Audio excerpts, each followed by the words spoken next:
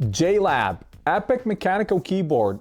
Yes, Jlab, the company that you probably see in pretty much any other gas station out there. And actually recently I stopped on one of those gas stations on one of my road trips, and I saw they're having a tons of earbuds, a tons of other peripherals, mice, stuff like that. Honestly, I was not following the company for long, but when I saw this keyboard on Amazon and as the promise to be epic, I wanted to check it out and show it to you guys. Hey guys, welcome back to How It Says channel. Today we're looking at the Jlab's full-size mechanical keyboard with the promise to be epic. We're gonna go straight into the unboxing, see what's inside the box. We're gonna look at the details. We're gonna see what kind of backlight and functions we have here. And as always, of course, we're gonna talk about it in the conclusion at the end. And if this keyboard is indeed epic or it's just not so much, or you can just skip it and get something else. So let's go right in. So quick look on the box outside before we open it. Nice retail in the signature blue color. Jlab, they're kind of famous for this same color. You see some of the features outlined here, pictures of the product, very nice if you're picking up in the retail. Some more of the features in the back outline and kind of a layout of the keyboard itself. Let's get out of the box and see what's inside. And inside of that retail shell, we have another hard box with the Jlab logo and your kind of tech slogan they throw in here. Interesting, even the paper they use on the keyboard is in their blue color. We have some warranty information, some quick start guide and user manual over here so we can see some of the options. Really nice, printed in English, all good. And there's two compartments, which this one is empty. There's nothing inside. And this one is featuring, okay, this is the transmitter for the wireless option and it's USB-C. Interesting, they're kind of assuming everybody's using USB-C these days. I wish there was an adapter like other makers you've seen on my channel. They give you a combination between USB-C and USB-A, and even the cable here provided is two USB-Cs. There's no USB-A to USB-C. The length of the cable is 5 feet, so if you want to replace it with something longer, you're gonna have to source your own cable. So USB-C to USB-C, and this is the adapter. And here's the keyboard. Interesting construction, a metal top. I can touch and feel it right away. So the bottom is plastic. Let's check the bottom real quick. We have 3 big rubber legs on the bottom end, 2 more on the top, and then 2 stages of extension, 1 for higher and 1 for lower, both with rubber feet. Excellent to see. This is my preferred to have. On the right side, we have the USB-C, nothing else on top. And honestly, I would have preferred that to be in the middle and kind of route the cable on both sides if you want to, but that's what they stuck with. So right side, where the actual knob is here. On the left side is nothing. On the right side is nothing. Nothing at the bottom. Very minimalistic. And I'm not sure why they put this kind of a sticker over here on top. And if I start peeling it off, well, kind of peels off and rips off. I try to peel it off. You see what's happening. I'm not sure why is this necessary here. Why do we have this absolute finger magnet over here, shiny piano black, right on top of it? It's not a screen. It's not anything useful. Why just not do it metal, like brushed metal or something like that? This is, yeah, I don't know, Jlab. Yeah, this is definitely unnecessary. And you see the hustle you're gonna have if you try to peel these off. The residue and all that. All that peeling and stickers just to do what? Just to reveal a Jlab logo right here and a shiny plastic. Makes no sense. Anyway, moving on. Metal knob for the volume and the mute, which I really like. 2 different and dedicated buttons here for switching between 2 Bluetooth devices that are connected. A switch for the wireless. And obviously we have the 3 connections on board, Bluetooth, wireless, and wired, which I really like. And right here we have the on-off switch. So if I switch it on, it will show that the wireless is in use now. It's going to be looking for the wireless.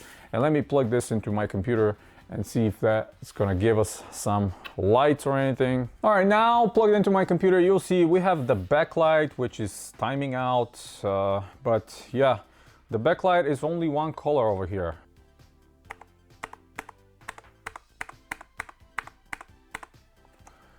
So what we have here is lights is FN and F6 and 7. You'll see this is increasing the light progressively, and F6 and are decreasing. So the only backlight here is the white backlight.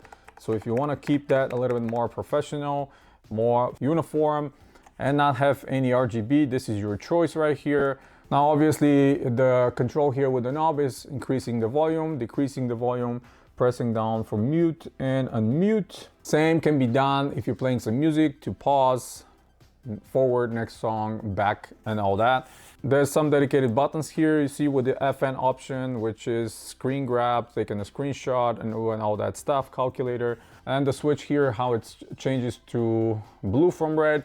This is a better indicator. Normally, if it's under 20%, this will show the red light. Right now, it's fine. The timeout of the light, I'm not sure if we can have it permanently or it's because of battery, it times out, but you get the point. There's no RGB here, a little bit more professional. And of course, this is the brown keys you'll see and how the light is right underneath. Brown is interesting keys because they're somewhat close to the red ones with a little bit more noise in my opinion. And let me silence myself and you can hear what the keys are making the noise.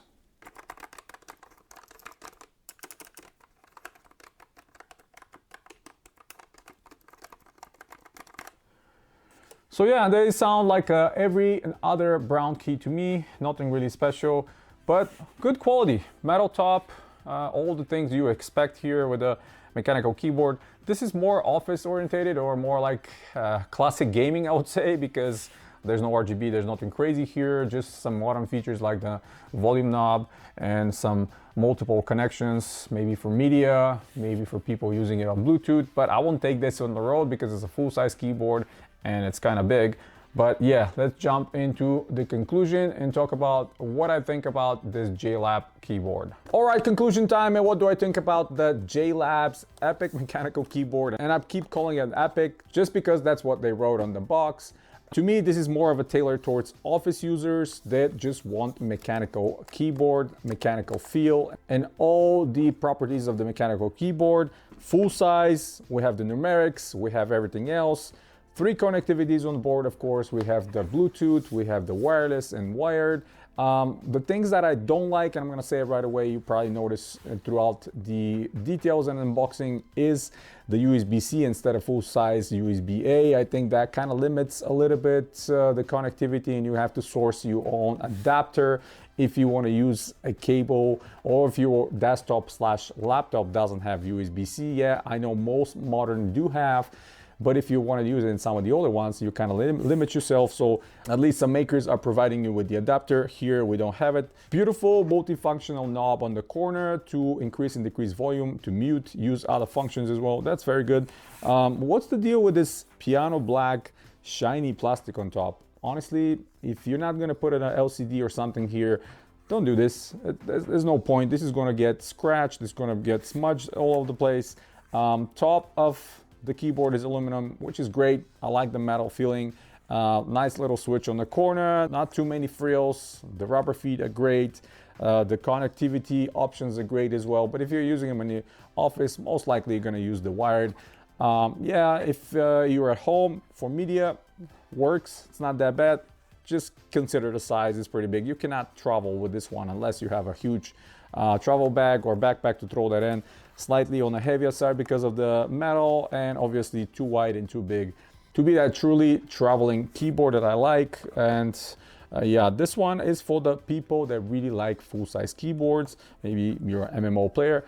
And again, can it be used for gaming? Absolutely, it can be used for gaming. It's a mechanical keyboard. It has the properties of mechanical keyboards, but there's no RGB, just a single white backlight. And maybe some people really appreciate it. Some people may not. They are looking for that RGB experience. But this is more of a classic office kind of reserved look and feel, which I do appreciate. But for the price of this one, I'd rather have something that has more options across the board, maybe some LCD screens, stuff like that from the newer era and from the new age, and more tailored towards gamers and not just super classic. But that's just me. Maybe you're gonna love this one. And I've seen several of their other products. Actually, my daughter has one of the earbuds and she likes them. So yeah, that's pretty much it, guys. Hit the thumbs up if you like the video. Stay tuned to the channel. Subscribe if you're new.